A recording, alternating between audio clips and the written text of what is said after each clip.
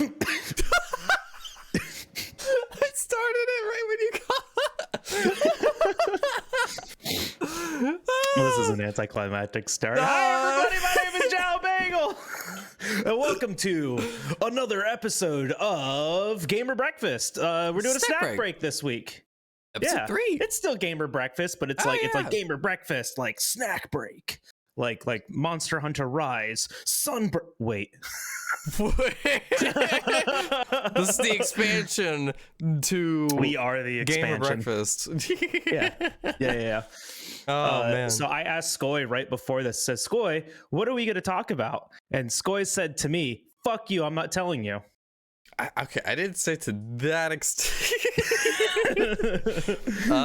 You did say you wouldn't tell me, so yes. Whatever you want to talk about, I guess I'm held hostage here now. So yes, absolutely. So I made a video on my YouTube channel called Gatekeeping. I don't know if you remember that. Self promotes in the middle of the podcast. How could you? Absolutely. Actually, this is right in the beginning. But that's what you think. We end it right now. Yeah. And I've been hearing a lot of stories about people's experiences with gatekeeping, and there's been a few people just talk about it's like, as a Monster Hunter veteran, you know where I'm going with this. Oh. No, you're good. I'm turning on my fan on. No, is it good? Okay. It was warm in here. Yeah, it's getting warmer now. It's nice. But I want to know your thoughts on the term Monster Hunter veteran. Is it cringy? Because to me, it's pretty cringy. In the term, if people use it sincerely and like actually, that's pretty cringe for me. But if they're using it as a meme, it's like, yeah, as a Monster Hunter veteran, like. I start with one. You know what I find more cringy? I'll answer your question, but I want to say this first. You know what I find more cringy than when people say Monster Hunter veteran is when they say like third fleet or first fleet. It's like, well, I'm a first fleet hunter. It's like, it's not what that means. It's not what you think that means. Right, because like in Monster Hunter World, a 5er was like the hunters coming over like to the new world, like when Monster Hunter World started, right? But first fleeters are like the commander and like all those people, right? And so they're like, oh yeah, I'm an OG, I'm a first fleet. That's cringe. Because that's not what that means, by the way. It's like, I've been playing Monster Hunter since MH1. I'm first fleet. No, that's just not what that... Anyways. I mean, I don't know, because I think I used that once, like the first time that I rated Ristretto Chronicles. I think I said, like, yeah, dude, like, Ristretto's like an MH veteran. And he goes, I wouldn't say that. So I guess my interpretation of it until recently has been just like someone who's experienced with Monster Hunter, because like Monster Hunter veteran, like those are the words. But I feel like the community has like denoted it into a more negative connotation. I mean, yeah, it's obnoxious, right? When you get people like, well, I'm an MH vet, and it's like, shut up. Like, calm down. We're all playing the same game. It doesn't matter if you played MH1 or MH Dose or MH Frontier or MH Double Cross or any of them. We're all playing World. We're all playing Rise. We're all playing the same game. It doesn't matter if you had whatever. Yeah, should I priority getting into the party because I'm a Monster Hunter vet? No, that means you get to play solo. But I just in the terms, like, because I got it in my Twitch chat sometimes. It's like, oh, are you a Monster Hunter vet? Like, he asked it very sincerely, and I was like, I chuckled a little bit. I was like, what do you mean by that?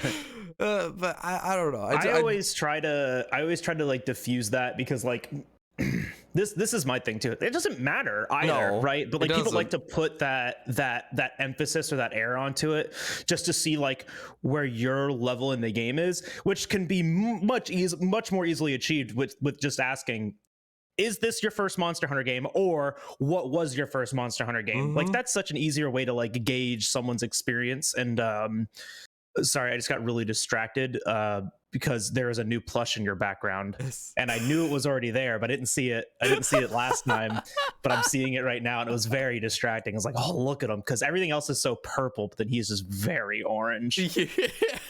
Was it Puchito? He doesn't know. I had to look it up before I posted it. No, don't get me. Get a real weeb.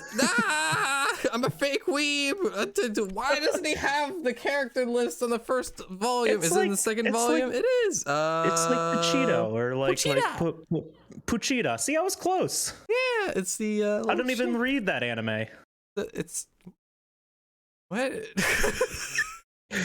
Anyways, but no, I mean, because I don't know. There's like the questions where it's like sincere, right? Like I want to ask, like to have that conversation, which was like really cool. Like last podcast with Ristretto when we were talking about like, you know, our experiences in the game, and like him and I had a very similar experience. We both started with 3U. We didn't really fall in love until 4U, and you know, it's just been, you know, an infatuation ever since. And like sometimes people are looking for that camaraderie, but then I mean, yeah, like people definitely do use this idea of a Monster Hunter veteran as gatekeeping, and it's in the weirdest way too. The time that I see it the most is when people are being critical of World and someone else goes like, well, I mean, I kind of like it, and they go, well, you're obviously not a veteran, like you're obviously a fiver, like, you know, like this is obviously your first game. That is cringe. Yeah, it's super cringe. Oh no, you like something because it's your first one? Oh no, that's bad. I can't believe you just got into the series and you like it. Ugh. Like, it's so obnoxious. It's just very let people obnoxious. like what they like. No, absolutely. It's very weird. Like I talked about in the video, but it was just like I don't understand why people want to like stop others from like playing a franchise that they've been into for I don't know. I don't even think it's like I don't think it's they want to stop people, because gatekeeping has like a couple different forms. Gatekeeping isn't just stopping someone from playing the game. It's stopping someone from like participating in the conversation or participating in the community, or just even having an opinion. You can gatekeep someone out of a conversation so easily just by going, well, you're a fiver. It's like, oh, I guess my opinion doesn't matter because I have, you know, 3,000 hours in this video game, but my opinion doesn't matter because I didn't play MH1. Like, that's kind of fucked, you know? And it's so weird that is kind of like the mental gymnastics that's played here. Yeah. It's wild. Come on, Skull. Get those gears turning. Let's go. No, it wasn't that. I was just glad to like just. It is exhausting though. Like having to defend yourself like inside of a community. Like, because I don't even have to say imagine. You're in this situation. Monster Hunter World is your first Monster Hunter game, and a lot of people still look at that as like, oh, you're inexperienced with the franchise. The game's 4 years old, y'all. Yeah, exactly. 4 years. This man's been playing it for 3. And now he's going back and playing GU. He's going back and playing 3U. He's going to go back and play 4U. He's going to go back and play Monster Hunter 1. He's going to go back and play Stories 1. He's going to go and play MH Dose. You should play Stories 1. Except you I can have no do way it to on capture your... it. Bruh, you got a smartphone? Yeah, not anymore. I'll show you some. Okay. What do you mean? No, I do. It's barely a flip phone. Oh shit, Skoy. You can't play Stories 1 on that. Oh my gosh. But yeah, I mean, like, this is barely alive. But we'll get you playing Stories 1. Yeah. Stories 1's hold on. Is it free? Hold on. No, it's $15. I'm kidding. Oh. Which button? Oh, I have to sign in to continue. Huh. Is there a way to failed to connect to the and boom. Damn, that's actually really cool. Jesus Christ. So loud. This is all very new to me. Anyways, you can Is it the same as the 3DS? Yeah, actually, it's the exact same, and it actually has DLC that's active, because the 3DS one you can't do anymore because the servers for it are gone. Oh yeah, that's crazy though. But yeah, no. What's actually even funnier too is that the speed run on the mobile version is actually the safer and faster one because of the DLC. Interesting. Are you gonna speedrun the first one again? Yeah, because I want to do a full any %. I haven't done one yet. Oh wait, actually? So yeah. Oh shit, there you go. But I don't want to do it on 3DS because I can't figure out how to route it. There's just not enough like resources without grinding. Oh, But yeah. in mobile, you can like redeem like experience items and the RNG blue cuckoo egg. Huh. So like, I don't or blue blue cuckoo, yeah. Huh. So I don't have to like worry about like the RNG and like resetting 30 minutes in and stuff like that. I should try it out. It should be easy to capture, I imagine. Yeah, I actually I can share it with you. There's a program called Visor that Green turned me on to, and it's like $10 for premium for a year. That's too and much. like okay, and then there's also like a $2 option or like a $5 option for like a month or something like that. But yeah, and it actually, I mean, that's what I used to do the Rise with touch controls. That's And really cool. you won't have like the latency problems, and like that game is actually built for touch controls, right? Which in some situations makes it better, in some situations makes it worse. I can't believe you sped run Rise on touch controls. I think everyone was just like, why? Every person that came in said, wow, this looks like hell. And I said, yes, it is. It was because to preface this a little bit, I'm gonna put it up on YouTube here in a few days. But what I was doing was the game was playing on the gaming PC, and then using the Steam Link app to stream it to my phone, which then uses touch controls back to the computer over the Wi-Fi to tell it what to do. And then I was mostly looking at my computer monitor, which is being recaptured through a USB cable onto that. So the latency between everything. Delay? So there's about like a quarter of a second of delay between like the phone input and the game like playing on my screen. But if I looked at the phone, it was like closer to like an 8th. But it was still like it's still a lot. Touch controls were awful. Yeah, because like think about the number of buttons you have to press. Dude, I was holding this thing like this at one point, and I was just like, "This, I hate this." Yeah, because it's just like you can't hold triggers. It's like you have to use your fingers to press the buttons on the phone. I had to like. Because like instead of doing this, I had to like do this. You had to basically really claw grip your fucking phone without. I did a hand cam with it too. Yeah. Oh, gosh, why would you do that? I had the idea like back in World to try that, and then I like thought to myself, the World speedrun is way too long to try this. For 4 hours, it's just the normal thing. Oh wait, no, 3 hours. Yeah. 3 hours. Three hours is on average what I can do. It's probably gonna take 5 hours for you to finish. Well, so it took me on Rise. Normally, it takes like an hour and 15 minutes to do a speedrun on Rise, and this took me 3 hours to do. So if I did it with World, I'd expect like 9 hours. Yeah, or 9. Yeah. Jesus. Yeah. Oh my gosh! Imagine trying to clutch claw with the with your phone. You have to. So analog stick moving, hold that trigger, press that button, while also holding sprint. It's 5 buttons right there. Fuck that. I'm not doing it. No amount of money. You should make like a whole thing, like a lot of videos on this clutch claw gripping with a phone, and just like every video is just phone videos, and see which one blows up. I don't want to do that though. It sounds awful. It does. I'll do one hunt. I'll do one hunt in World with touch controls. Yeah, do it. I mean, it's like one of those things where people would want to watch it because they don't want to experience it. They don't want to watch it to know how to experience it. They want to watch it because they don't want to experience it. Yeah. Jesus. Yeah, those kinds of like challenges. I mean, I like those kinds of things because it's still speedrunning, and the challenge is like how you do it with this, unique controller. So I think that's fun. So I wanted to do the hold on, the brain's figuring it out. Processing it. Ring Fit, the Ring Fit controller to play Monster Hunter World. Oh, I wanted to do that. but that's costs way too much money right now.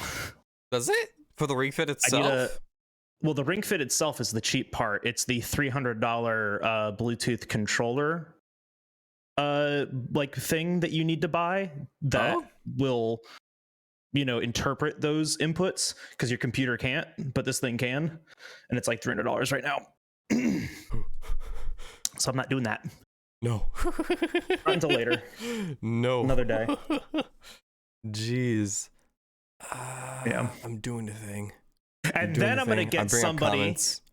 What? Oh, and then I'm gonna get somebody that's gonna be like, you're not a Monster Hunter veteran unless you played MH with motion controls. Full circle, baby. What? Oh my gosh. Why? There probably are people like that where it's just like, I don't know, man. Yeah. It's really funny because, like, I think speedrunning the game stops people from like making statements like that, you know, like trying to flex that like knowledge and that experience, because I don't get it that often, but most of the time I am just like speedrunning a game. But I do get questions like did you play like 4U, did you play 3U, like those games are a lot better, so those games are a lot different. Definitely. So. Oh gosh, I mean, I can't imagine geez, if you do more speedrun, are you planning on doing more speedruns with touch controls, or is this the only one you're gonna? Okay, good. I don't want to do anymore. I'm gonna drag you back in. I really don't want to do it anymore, because like I will say this, I was getting towards the end I was getting aggravated with like the latency, and it was starting to drop inputs, probably because I was like it was going for 3 hours, and it's over Wi-Fi, right? You know, like my neighbor gets home and starts using their internet, and my internet's like, sad. Dial up. There is somebody else within the vicinity also using internet. You're like, what the fuck? So I don't know, because I was getting aggravated with that, and I don't like salt is one thing, but like actual like frustration is another, and I'd rather just keep myself out of that. And it's really hard to like, you know, when you set an expectation for yourself and like how well you're gonna do, you know, tempering that when it comes to that stuff. I did it with Rise. I'm happy. I'm content. Don't want to do it again. I don't blame you. All right. Do you wanna read this first comment? I can't see it. Well, I know. I'm gonna throw it to you. I'm asking if you want to read. Yeah, I'll read the first comment. So now we're at our the little segment that we're for our snack breaks, where we like to talk about little comments here and there, because we love reading your comments, and I feel like it's something that we've been introducing that you guys really seem to like. So I'm really excited for it. Yeah, I mean, I like that kind of interaction. So, all right, cool. So the first comment is from our last snack break. Oh, it's from the last one. Yeah, it's from trauma dumping with Ristretto. Oh no, with about trauma dumping. Yeah. That was the last snack break. Yes, it was very well received, actually. It was very nice. Yeah, this is from Tyken Roost. It's annoying when I get this stuff as well. I wonder if these were to see. Oh gosh, I can't read. You're fine. It's so small here. Hold on, I'm pulling you want me to read it? Huge for myself. No, I got it. Okay, I can do it. It's annoying when this stuff when I get this stuff live as well. I wonder if these were to see how we react, test us as a person. I agree with that. There is not much I can do for that person because I was never trained for psychology or trained for anything of that matter. Yeah, exactly. None of us are trained professionals. Unless you're specifically trained for it. Yeah. I remember someone during the early COVID days telling me that someone in his household threatened him with a knife. Jesus. And one recently telling me he's currently dealing with a burglar wielding a gun. They told me the aftermath of it all, and I'm sitting here like, dude, I'm a random dude on the internet. What the fuck are you doing on Twitch? What are you doing on Twitch? Getting mugged at the same time? Mugged. Like, help bro. Me! I did just help. What the fuck?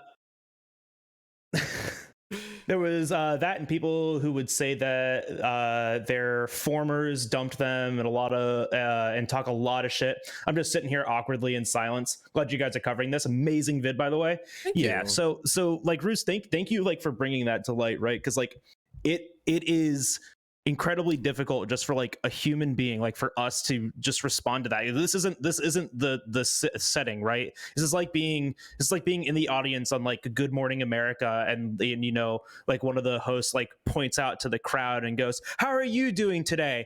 And that person yells, "I was mugged on the way here and I'm now going to trauma dump about it." Like, you know, you say good.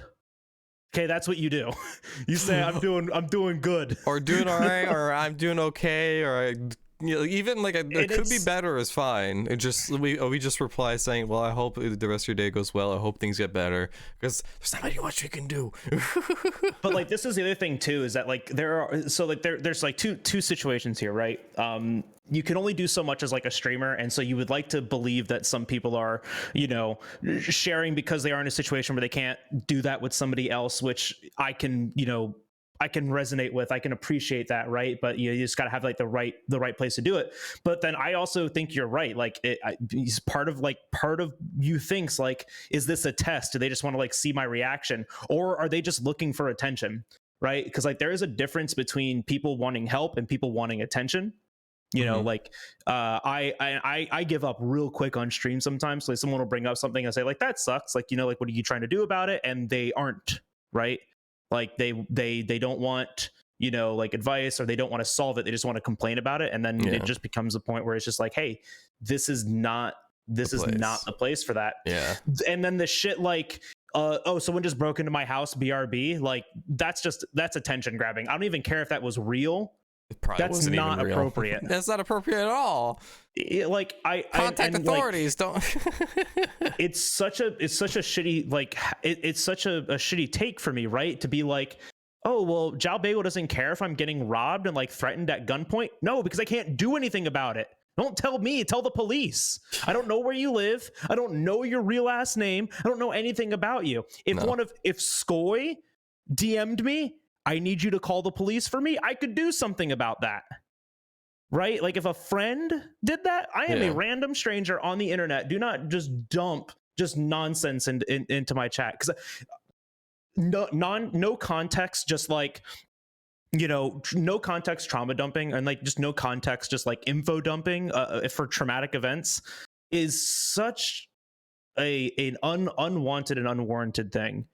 If a streamer asks, that's obviously different. You're consenting to that. We've talked about this. Sorry. Yeah, we talked about before getting like too deep into it. I don't know. I just because like I like hearing about these like situations that like we can kind of help someone else process what's going on there. But man, it frustrates me. So Roost, thank you for the comment, and thank you for sharing your experiences. But also, man, fuck them. Like you can't do things sometimes. Like flat out, I think the best way to approach that though is just flat out tell people like, hey, now's not the time and place. Please stop talking about it. Exactly. And if they get offended, they can leave. You don't need that person there. Oh yeah, no. Absolutely not. This is another one from the trauma dumping video. This is from Warrior Sorb. That's a pretty cool name, actually. Some of them do it deliberately as an attempt to one-up someone, especially streamers having a bad day. Like if one streamer is upset because they lost their cat, or they go on stream on Twitch or something to try and cool off and take their mind off it, some viewer jumps up and goes, well, I lost my granddaddy today. And after hearing about said streamer losing the cat, I mean, sorry for your loss, but seriously, it's kind of shameful when you think about it. It is. Thank you for your comment, by the way. I really do appreciate it. Yeah, thank you. I always try to say this too, like on stream, because I bitch about work on stream all the time, and like I'll like complain about like not having time and stuff like that. Like we all do it. We all complain. Don't try to one up the streamer or anyone. I mean, like even then, you know, it doesn't like what. What am I trying to say here? We're talking about like one-upping. One-upping is a dumb thing to do in general. Period. Yeah. But also like it even comes down to the situation that they're dealing with. You have no idea how it's impacting them or how it affects them versus someone else bringing up something else as well. Because I remember I was talking about like being frustrated with work, and like I asked everyone else like how they're doing, and then someone said like, well, it's not like nearly as like, you know, meaningful or as important as your situation, but like, you know, like I just had like a bad interaction at work. I said it doesn't we can't compare each other's experiences to them to themselves. It's like saying, like, it's comparing like an apple to a T-bone steak. Those are just two wildly different things. Yeah. Right? Like you can't do that. We don't have So boneless like, just apples? because Oh, they are boneless. yeah, they are boneless. I don't have boned in apples, though. I'm working on it. Oh, But it's just like one of those things. Like, don't weigh your like your troubles, your problems. They still have value, even though they don't seem as significant as somebody else's. Yeah. Right? Like, obviously, like losing someone is like a really bad thing, but like, if you had a bad day, you had a bad day, right? And that's not any more or less insignificant, just because someone else is going through more. And then this opposite of that, I don't care, if you had it worse today, but if you are going to like use it as like a one-up tool, as a no. like that's such a bad actor kind of thing. And I mean, I've called that out flat out in my stream before. Oh yeah. Like, hey man, I don't care that you're trying to one up me. Like, that sucks, but I'm still having a bad day, right? Yeah. Like, I can't help that. It's not gonna change anything.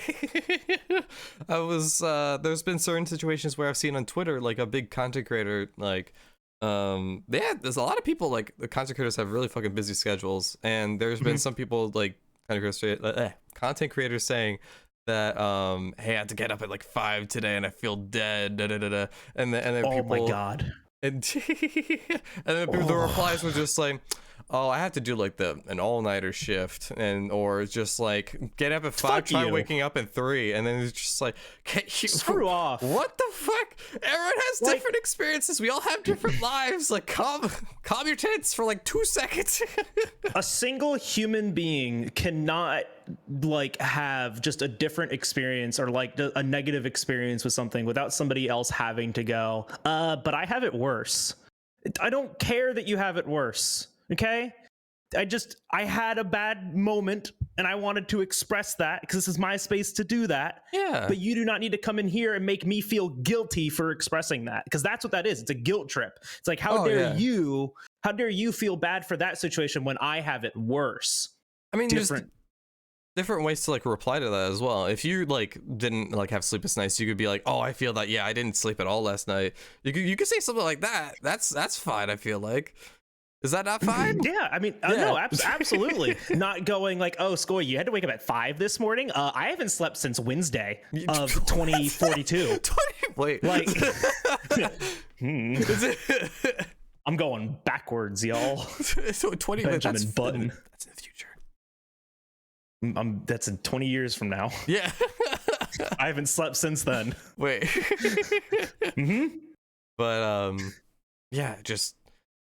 Everyone has different experiences. Calm your tits. It's fine. It's hard as like a content creator to call that out, right? As like a person that puts yourself like out in the public and like, afraid to, air quotes, get canceled, and people like take that out of context, right? Because, we are human beings too, which is what I've finally just kind of adopted for myself. I'm a human being, and if people want to be nasty to me, I'll be nasty to them.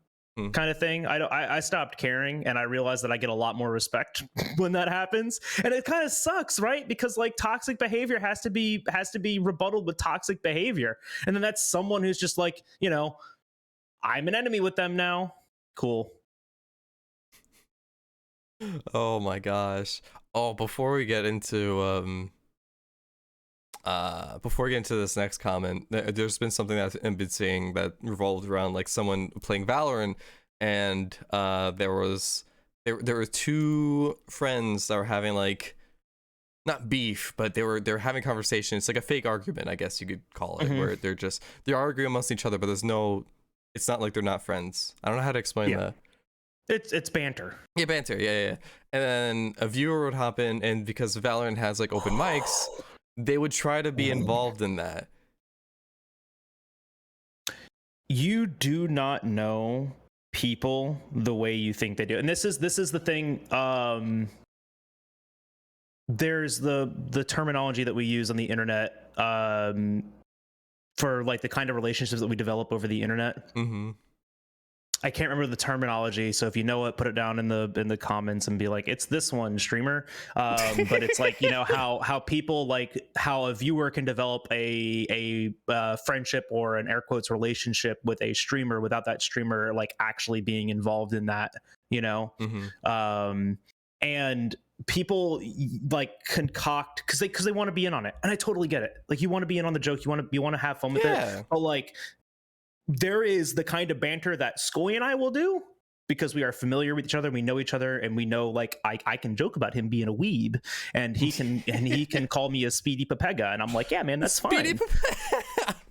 But like, you know, you get a random viewer that wants to jump in on the banter too, and it's like, it happens, man. And I try to give people the benefit of the doubt, and I usually just go, hey man, like, we don't know each other that well yet, you know, I'm not comfortable with you know, you making those kinds of jokes because I don't know you, right? I would never make that kind of joke to you, and so I don't think you should make it to me.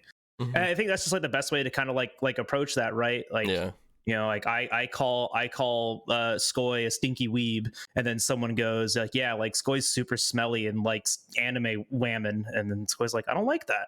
No. So, okay. then we can move on. We can move past that. Yeah. Oh, all right.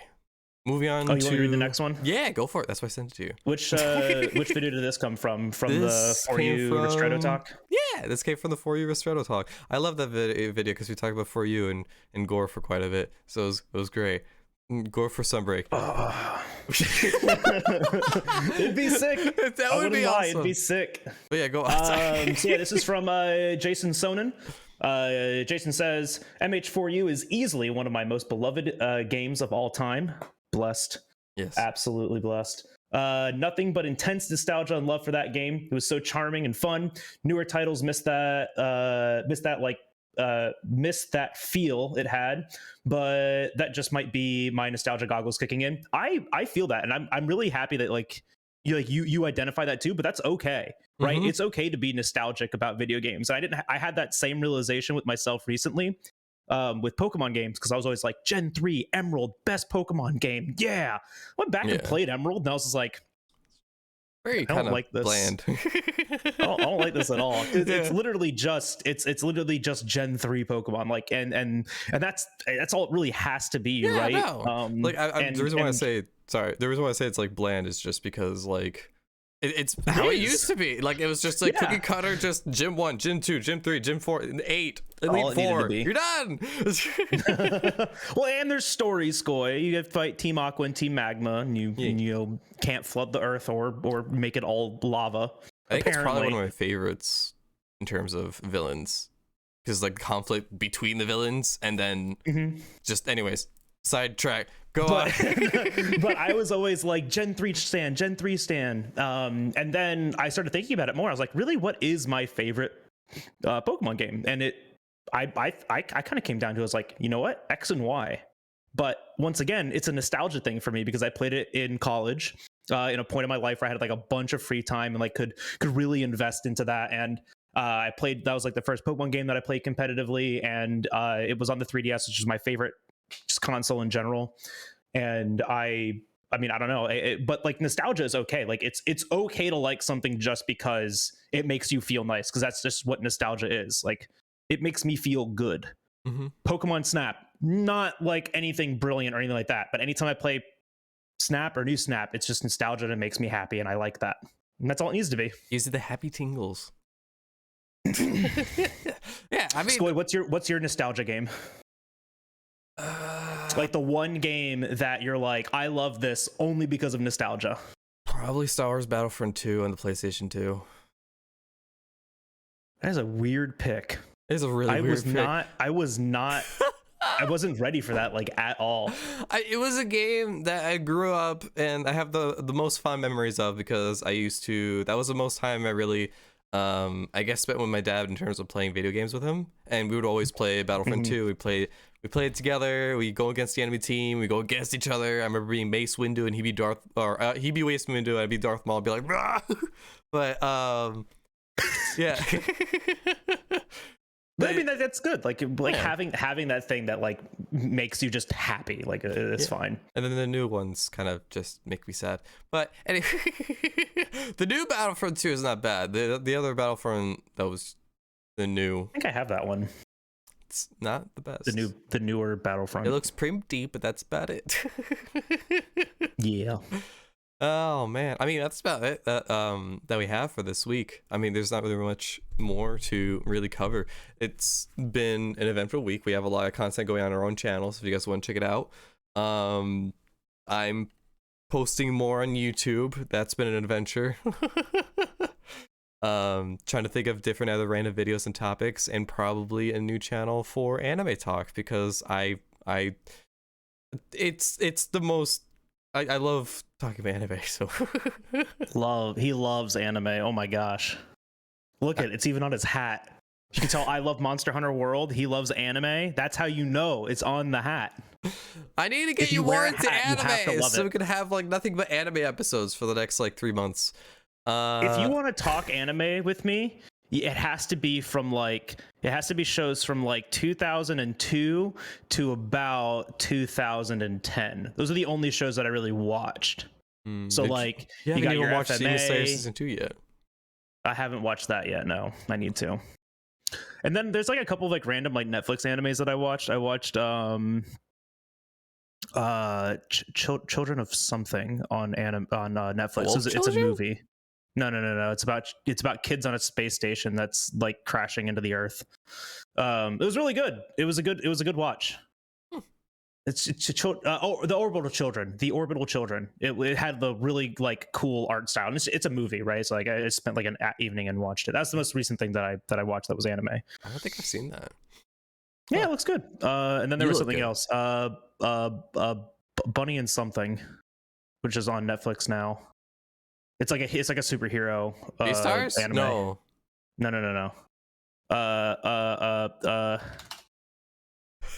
Oh wait, hold on. Tiger and Bunny.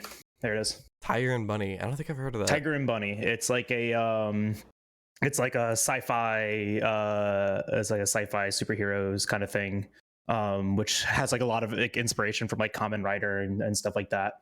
But it looks like super zany, super wonky, and it's on Netflix now, animated. So I think I'm gonna watch that. That's cool. Yeah. Nice. All right, but Skoy's gonna watch every anime though, ever made. Every all of them. Do you know And how many cover every anime single there are one. right now? Let me tell how many anime? anime are there in total? Wait, do you have a My Anime list? I do. I need it updated though. How many anime forever? According to the survey, more than 6,000 anime are produced and more than 3,200 anime are aired on television. Also, about 60% of all animations broadcast in the world are made in Japan. That's nothing, dude. You can get that. You can watch all that this year. What?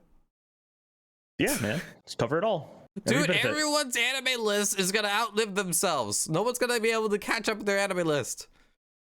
Just saying. You could. You have to watch like 3 shows at once. No, that's basically what I'm doing now. No, like side by side. Oh no. I'm gonna watch everything in English dub. Everything's gonna be like, yo, have you seen the one episode where Naruto like killed Goku while Luffy came in and struck from the sky? It's like that. No, you're You're watching too many anime at once. All right, guys. Thank you guys so much. Your outro. I fucking yeah. sorry. Skoy, stop trying to. No, wait, come back. Oh, sorry. I need you. Go. All right, everybody, thank you for joining us for this quick snack break. I appreciate it. I hope you enjoyed it. Tell us what your nostalgia game is in the comments below. Like, what's that one nostalgia game that you're like, I can always play it and like it only because of nostalgia, right? Yes. And how do you feel about veteran hunters? I'm kidding. Are you a veteran hunter? We're ousting everybody now. We're ousting. I mean, like, we kind of go back on it. There's nothing wrong. No, just like really quick before I know this. Like, we've tried to end like 3 times already. The podcast is another hour long. Yeah. But No, I being the term. Holy shit! The term veteran hunter is, I feel like, if used in a super serious, tense, and Derogatory derogatory manner. That's I don't like that. That's I got your words today. I stole the brain thank fold. you. Yeah, you stole the 1% today. It's One mine. brain cell. All right, finish it. Thank you everybody for watching this snack break. My name's been Jalbagel. That's been SkojSkull. This has been a snack break, and we will see you next time in the food place. Bye, everybody. Oh, that could have ended. Oh, bye. What? No, nothing. You're fine.